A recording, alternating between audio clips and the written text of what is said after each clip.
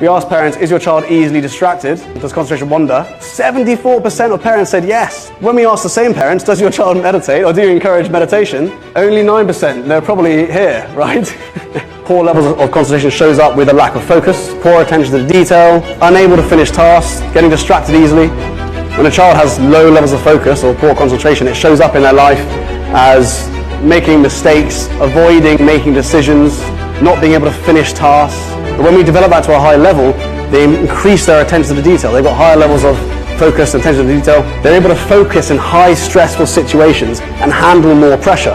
If we're able to handle more pressure, we're able to do more high pressure work, which we get rewarded more for in life. We're able to finish tasks without getting bored, and prospects in life improve.